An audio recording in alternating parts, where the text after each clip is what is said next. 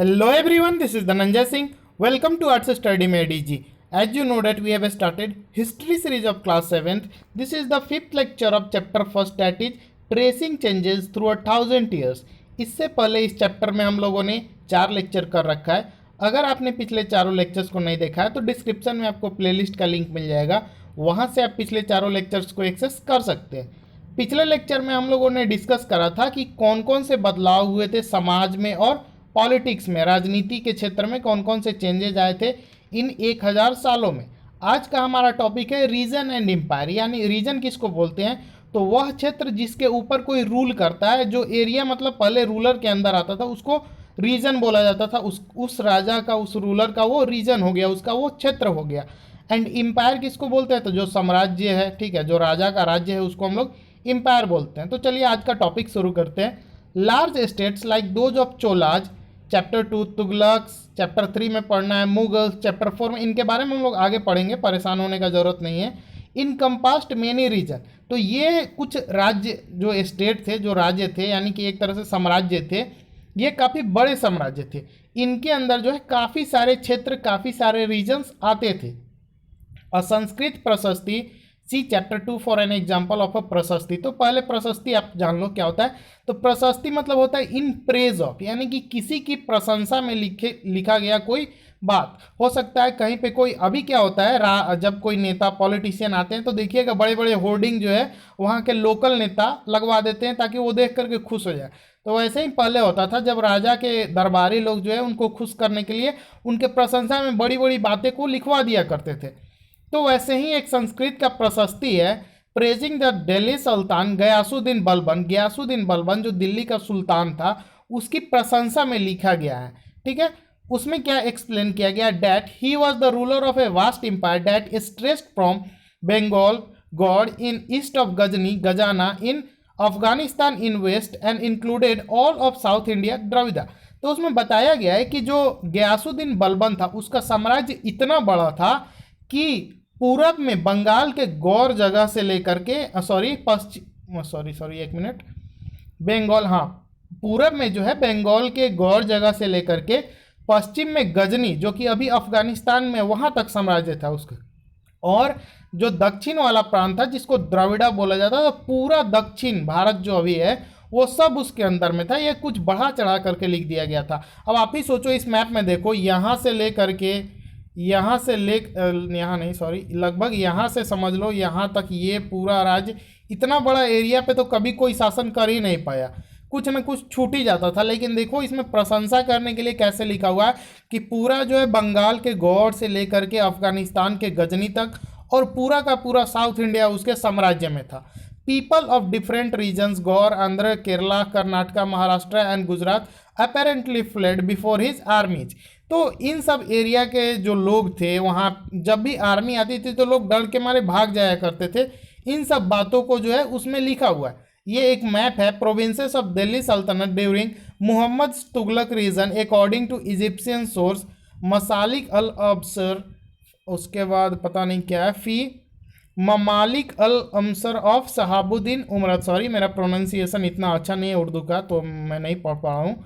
तो ये जो है मैप दिया हुआ है, इसमें उसके एक तरह से बेसिस कौन कौन से थे, कौन कौन से रीजन थे जहाँ पे वो रूल करता था मुहम्मद तुगलक, उसको मार्क किया गया है। आगे देखते हैं, historians regarded these as exaggerated claims of conquest. लेकिन इतिहासकारों का मानना है कि ये सब एक तरह से बकवास है, फेक है, ठीक है, थोड़ा बढ़ा चढ़ा करके दिखा दिया गया है, बढ़ा चढ़ा करके इनके द्वारा बता दिया गया है। हो सकता है राजा को खुश करके इनाम लेने के लिए ये लोग ऐसा कर लिए होंगे। At the same time, they try to know why rulers kept claiming to have control over different parts of the subcontinent. लेकिन इतिहासकारों के मन में ये विचार जरूर आता है कि आखिर जो रूलर्स होते थे, जो राजा होते थे, वो क्यों अपने आप को मतलब बढ़ा चढ़ा करके दिखाना चाहते थे, क्यों ऐसा बताते थे कि इस एरिया पे, इस एरिया पे, इस एरिया पे, इन सब पे मेरा कंट्रोल है, ऐसा क्यों होता था। ये जो है हिस्टोरियंस के मन में ये विचार हमेशा आता है। By 700, many regions already possess distinct geographical dimensions and their own language and cultural characteristic. अभी देखो आप, इंडिया में जो है अलग अलग जगह है, अलग अलग क्षेत्र है, वहाँ का अलग अलग ज्योग्राफी है। ये आप पॉलिटिकल साइंस क्लासिक्स में पढ़ चुके होइएगा। वहाँ का लैंग्वेज अलग है, वहाँ का कल्चर अलग है, तो हर जगह आपको वेरिएशन दिखेगा। तो 700 के आसपास में ये सब शुरू हो गया था। हर जगह अलग क्षेत्र का अलग ज्योग्राफी होता था, अलग लैंग्वेज कल्चर वहाँ का अलग, मतलब सब कुछ होता था, जिसके बारे में हम लोग चैप्टर 9 में फिर से कुछ पढ़ेंगे। पता नहीं आगे क्या है, उसको हम लोग आगे देखेंगे।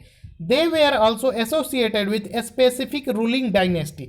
अब क्या होता था, अलग अलग जो क्षेत्र होते थे, जोग्राफिकल जो डायमेंशंस था, वहाँ पे अलग अलग जो है स्पेसिफिक रूलिंग डायनेस्टीज हुआ करती थी। अभी जैसे हो सकता है किसी स्टेट में, जैसे मानो बिहार में जो है वो जेडीयू की सरकार है, कहीं पे बीजेपी की सरकार है, कहीं पे तृणमूल कांग्रेस है, डीएमसी टीएमसी, पता नहीं कितने पार्टीज हैं। वैसे ही उस टाइम भी होता था, अलग अलग क्षेत्र में अलग अलग एरिया में वहाँ के अलग अलग डायनेस्टीज हुआ करती थी। डायनेस्टी क्या होता है, तो एक ऐसा वंशानुगत रूप से जो लोग राज करते हैं, जैसे कोई राजा हुआ, फिर उसका बेटा राजा बनेगा, फिर उसका बेटा राजा बनेगा, तो ऐसे जो राज्य का जो सिस्टम होता है उसको हम लोग डायनेस्टी के अंदर लेते हैं, ठीक है।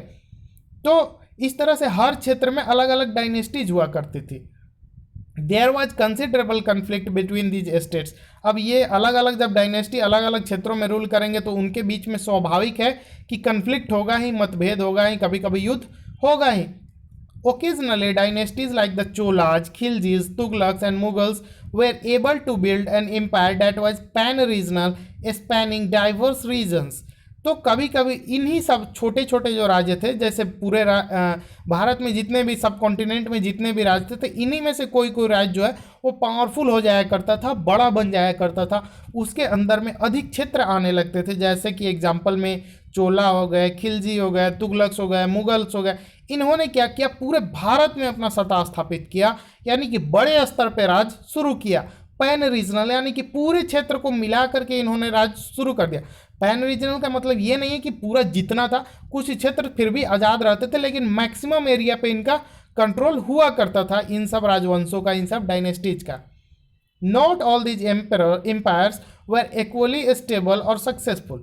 इनमें से सभी एम्पायर जो है इक्वली स्टेबल नहीं थे या इक्वली सक्सेसफुल नहीं थे। किसी के पास ज़्यादा एरिया था, किसी के पास कम एरिया था, कोई एम्पायर ज़्यादा पावरफुल था, किसी एम्पायर का कोई खास राजा ज़्यादा पावरफुल था। तो इस तरह से सब में जो है एक तरह से अनेकता था, बराबर नहीं था ये लोग। ये एक कंपेयर करने के लिए आप एग्जाम्पल कंपेयर करके ये क्वेश्चन को सॉल्व कर सकते हैं आप। When the Mughal empire decline in the 18th century, जब मुगल एम्पायर जो है 18वीं शताब्दी में डिक्लाइन हो गया, यानी कि मतलब पतन हो गया उसका, एक तरह से खत्म हो गया Mughal empire. It led to reemergence of regional state. अब क्या था, अभी हम लोगों ने क्या देखा कि ये मुगल एम्पायर जो था ये उन एम्पायर में से एक था जो पूरे भारत पे एक तरह से सत्ता स्थापित किया था, यानी कि उसके पास बहुत ज़्यादा क्षेत्र था। लेकिन जब ये डिक्लाइन होने लगा, टूटने लगा, पतन होने लगा इसका, तो फिर से छोटे छोटे राज्य जो है इसके अंडर में बनने लगे। उसको हम लोग चैप्टर 10 में देखेंगे आगे इसके बारे में ज़्यादा। But years of imperial pan regional rule has altered the character of the region. लेकिन अब सालों तक इन शाही राजवंशों का जो शासन चला, जैसे मुगल जो है काफ़ी लंबे समय तक राज किए, तो उनका जो है एक तरह से जो उनका कल्चर बना दिया गया था, जो उनका एक तरह से जो रूल रेगुलेशन बना दिया, वो सब उस रीजन पे क्या करने लगा, इन्फ्लुएंस करने लगा, जो उस कैरेक्टर को क्या करने लगा, अल्टर करने लगा। Across most of the subcontinent, the regions were left with the legacies of the big and small state that had ruled over them. अब क्या होने लगा, सब कॉन्टिनेंट के अधिकांश भागों में ऐसा हो गया कि वहाँ पे जो बड़े बड़े राज्य या छोटे ही राज्य जो पहले रूल कर दिए थे, वो अपना एक तरह से लिगेसी बना करके चले गए। लिगेसी मतलब क्या होता है, जो बाप दादा, जैसे किसी के दादाजी हैं वो काफ़ी नाम बना करके चले गए, तो अब उनके नाम पे उनके पोते चलते हैं ना, तो उस तरह से वैसे ही लिगेसी बन गया। वो जो काम किए तो उस तरह एक तरह से होता है। लिगेसी का बेस्ट हिंदी मीनिंग मुझे याद नहीं आ रहा है, जैसे पुश्तैनी आप बोलते हो ना, जैसे सॉरी ना, नहीं याद आ रहा, आप बाद में उसको हिंदी देख लेना एग्जैक्टली। तो this was apparent in the emergence of many distinct and share tradition. अब ये क्या होने लगा, अब ये दिखने लगा काफ़ी सारे डिस्टिंक्ट यानी कि अलग या जो ट्रेडिशन जो परंपरा एक साथ होती थे, तो उनमें जो है इसका असर दिखने लगा। इन द रियल्स ऑफ गवर्नेंस, शासन में जो है उसका असर दिखने लगा। इकोनॉमी के मैनेजमेंट में असर दिखने लगा, वहाँ का जो अर्थव्यवस्था था उसको जैसे चलाया जाता था उसको, उसमें मतलब असर दिखने लगा। पुराने साम्राज्य वहाँ पे जो राज करते थे उनका, एलिट कल्चर्स, वहाँ पे जो भी संस्कृति था, उसमें जो भाषाएं थी, उसमें इन सब में जो है पुराने जो साम्राज्य थे जो वहाँ पे सैकड़ों वर्षों तक जो राज किए थे, तो उनका एक तरह से लीगेसी बन गया। लीगेसी का आप मीनिंग देख लेना और कमेंट सेक्शन में बता भी देना। Through the thousand years between 700 and 1750, the character of different regions did not grow in isolation. अब इस पीरियड में जो है अलग अलग क्षेत्रों के जो गुण, जो कैरेक्टर जो डेवलप हुए, कैरेक्टर यानी कि पर्सनल कैरेक्टर का नहीं बात हो रहा है, बल्कि पूरे एक स्टेट का, पूरे एक रीजन का बात हो रहा है। तो वो आइसोलेशन में डेवलप नहीं हुआ, ठीक है, वो एक अलग नहीं डेवलप हुआ, बल्कि मिला जुला करके डेवलप हुआ। These regions felt the impact of larger pan-regional forces of integration without ever quite losing their distinctiveness. तो ये जो क्षेत्र बने, जो छोटे छोटे क्षेत्र बने, उन पे जो है असर तो हुआ किसका? पैन रीजनल फोर्सेस का, यानी कि जो पूरे भारत के लेवल पे मानो राज कर रहा था, जो इंडिया सब कॉन्टिनेंट के लेवल पे जो राज कर रहा था, उसका असर जो है इन छोटे छोटे राज्यों पे हो रहा था। बट इंटीग्रेशन में, forces of integration without ever quite losing their distinctiveness, यानी कि लेकिन अपने अस्तित्व को बिना लूज किए असर हो रहा था। यानी कि ना पूरी तरह से असर हो रहा था, ना कम असर हो रहा, एक तरह से असर भी दिख रहा था, एक तरह से स्पेसिफिक डायनेस्टी का भी रूलिंग दिख रहा था। तो आज के इस लेक्चर में इतना ही। Thank you for watching, stay tuned with us.